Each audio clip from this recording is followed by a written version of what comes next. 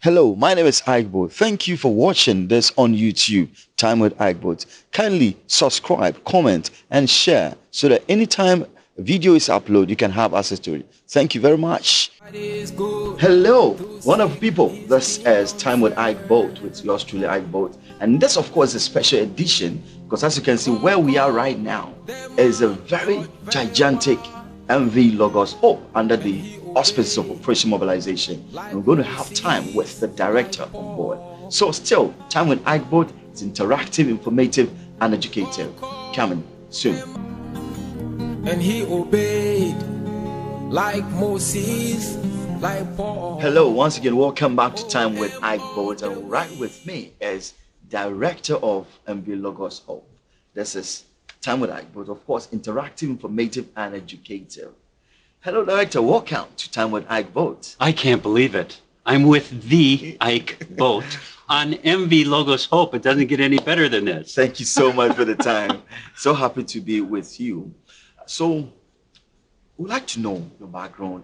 We grew up in the United States. Yes. How was growing up like for you, Director? You know, it's amazing. I think of it often.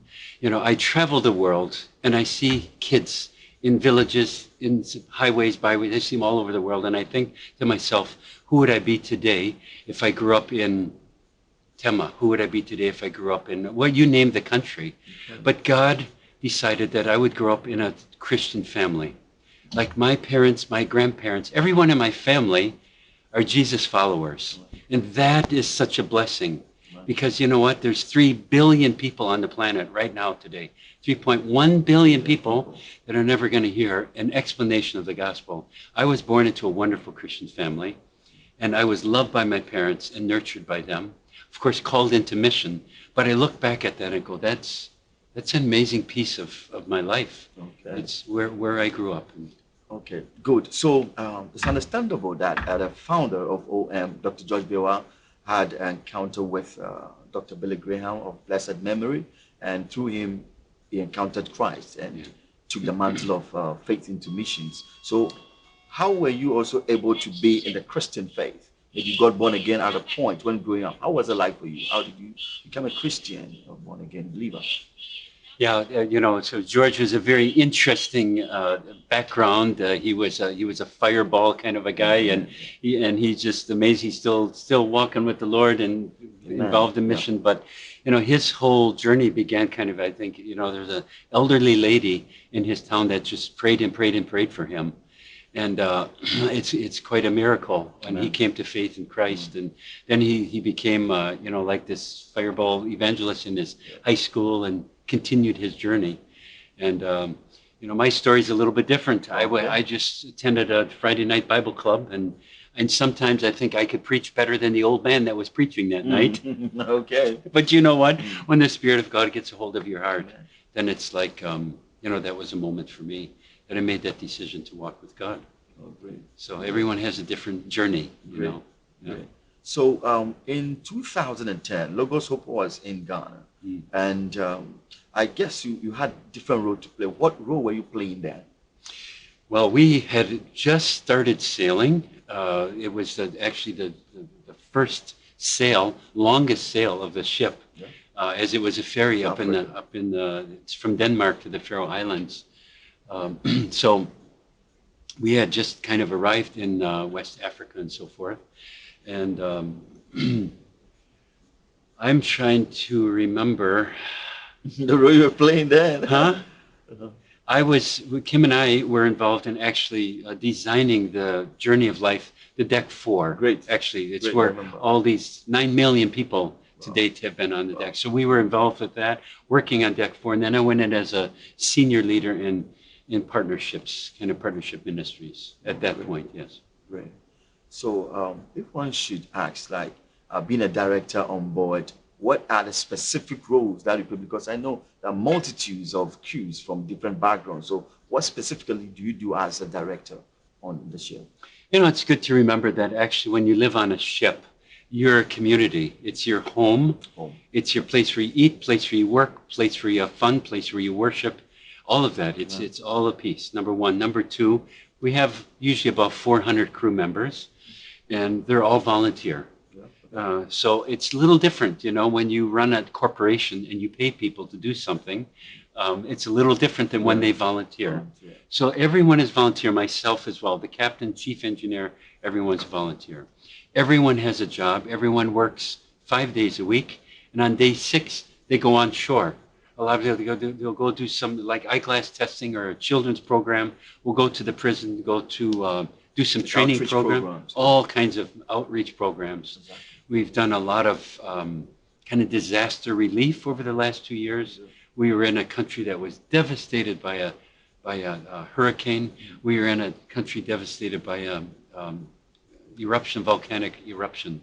So we've been able to do that even in the middle of COVID. But so on board, I direct all these different divisions, and so we have really great leaders, really good department heads that oversee these divisions, and yeah, that's kind of how. Okay, so talking about primarily people on board, they seek support to be on board. They get sponsorship from the churches that they grew up, their homeland churches, so to speak. So looking at, for instance, Africa, you know, if you examine some of the problems in Africa, it's much more than maybe different countries. So if someone sends the call of God to missions and the home church in Africa, it's very hard to be on a mission with the OM. Do you have specific maybe support that you give to maybe those coming from the African background?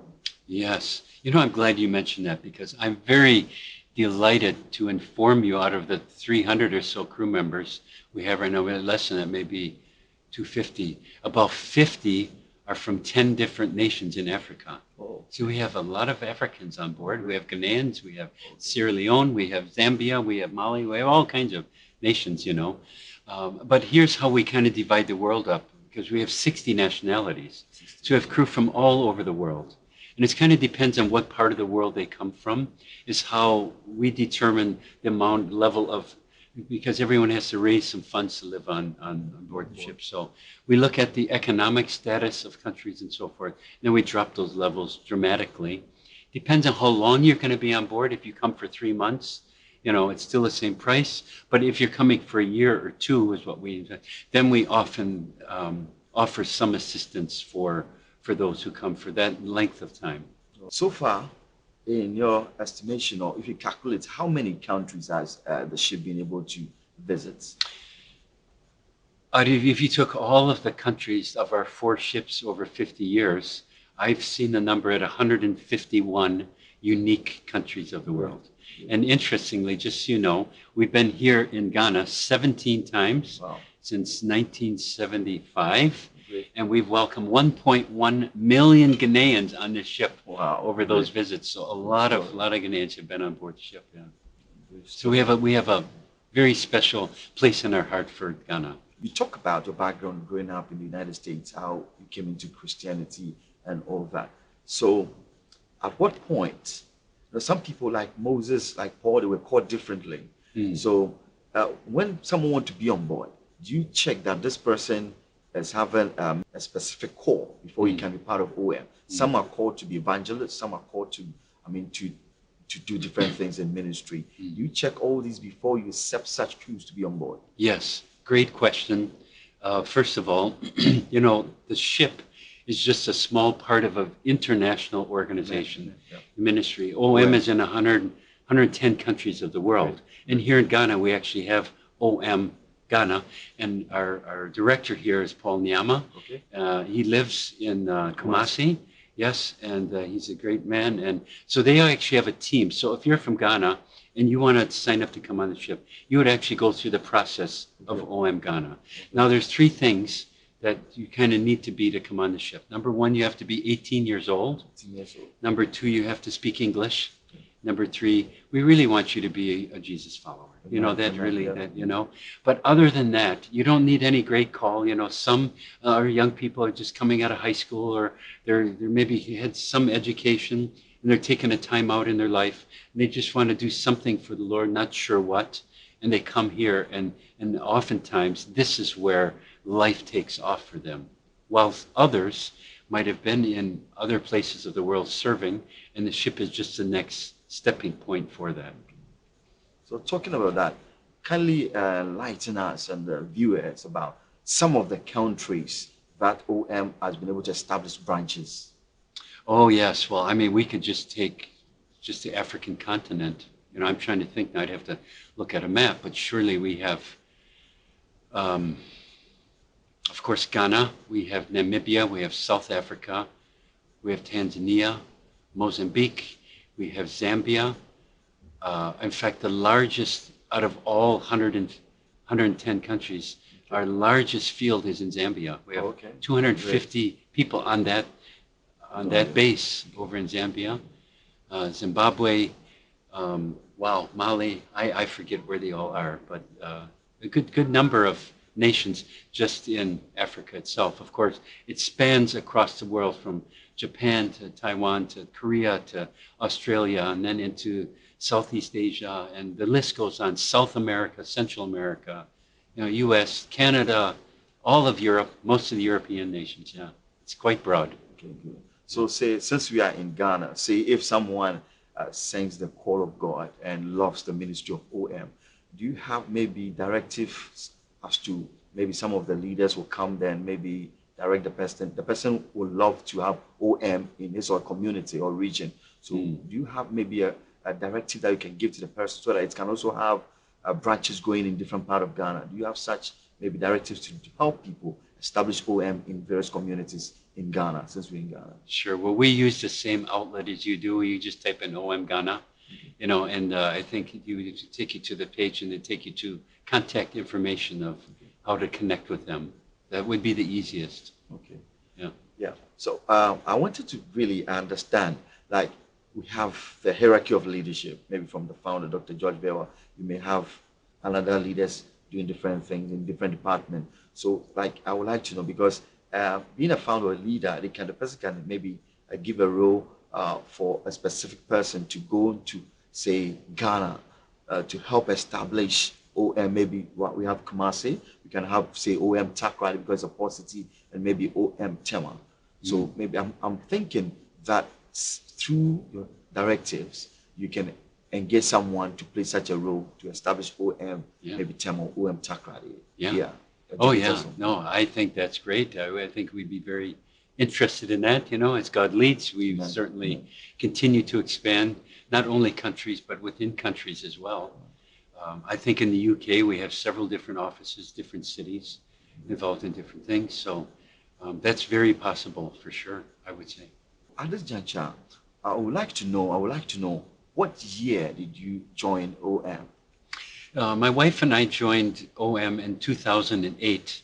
However, we'd been in mission for many years prior to that, and we served in a country in the Caribbean, and the ships would come in. When the ships would come in, they'd say, Randy, can you help us with this and that? And we have what we call lineup teams. They go ahead and we connect with them, and we help them set up all kinds of things. So when we left the Caribbean and handed the outdoor education program we're running over to the local, we thought, where do we go next? And I actually had got my pilot's license. I was going to fly somewhere in the jungle somewhere in the world.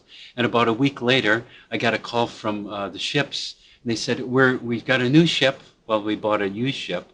And could you come and be part of this? You know, so I moved from an airplane to a ship actually in 2008. So we assisted before the ship even sailed, had its maiden voyage, and then lived on the ship as well up until 2011. Good. So that means it is understandable that you serve on field missions, like on land before being on shore, being on the sea across the globe. Yeah, that is exactly that. So I would like to know which of the field event, like field missions. Yeah. Because I understand that before you even came on board a ship. Oh, yes. So which of the field, like maybe OM UK, OM USA, or any part of the OM fraternity that you said? I mean, a lot of those offices are administrative. They're helping people get to the field. It's operation mobilization. Right. But what we enjoy is actually the field where the action is happening. Great. And the ship is the place of action, you know. We've had, now I would say, unquestionably over 20,000 people have visited the ship here already. Great. And so that's unique. But, you know, like we get into different places of the world, and anytime, like I see, like Like sports ministries are very interesting. We do a lot with traffic. We do a lot of training with trafficking children and so forth. Training what to know, how to prepare for that and so forth. A lot of women's ministries. We do a lot of practical work. There's wherever I see people being assisted and being brought closer to Jesus, that I love it. So I don't really have a favorite, but that also brings me to the next question. Like, what are some of the departments on board the ship? If someone say, I understand there's sometimes conference, pastoral events on board, church service on board. So apart from this, any other department on board, or maybe off the ship, you do outreach programs. So enlighten us about all these departments, all these projects and programs. Sure. Well, I mean, we are a ship, and imagine when you're out at sea, you don't call a fireman. You have a fireman on board. You don't order a pizza, you make your pizza. So, we have all the basics of life. We have electricity in this room. It's produced by a generator. We're not hooked on shore. We create our own electricity. So you got to have a whole team of engineers that operates all that equipment, all electronics, air conditioning, generators, the big engines to run the props, all of that. So you have the engine, then you have the deck crew that oversees safety, security. You see these lifeboats, someone has to know how to operate those, how to direct the ship, how to steer the ship. All of those pieces are important. Then you have other things like laundry. People need their laundry done. People need food cooked, the dishes need to be washed. All the basics of life. We have an office on board, a little office where you go and get a stapler, little things like that. We have a finance office. We have a personnel office. And then of course, then we move into more of the, the whole, like Deck 4. We have, we're the largest floating book fair in the world. Yeah, 5,000 titles of books. Well, who's going to take care of those? So we have a whole team, large team that oversees that whole piece of it. And then we have other teams that do events. We have a lot of events on board. So we invite people in, prepare the rooms, prepare the plans of what's going to be done at that event and so forth. And then we do a lot on shore. We send dozens and dozens, probably over 100 teams, if not more, will go into Tema here during our visit, just in Tema alone. And I'll tell you why. Because everyone works 5 days a week in their department, but on day 6 they have what we call a sea day. It's like a challenge day.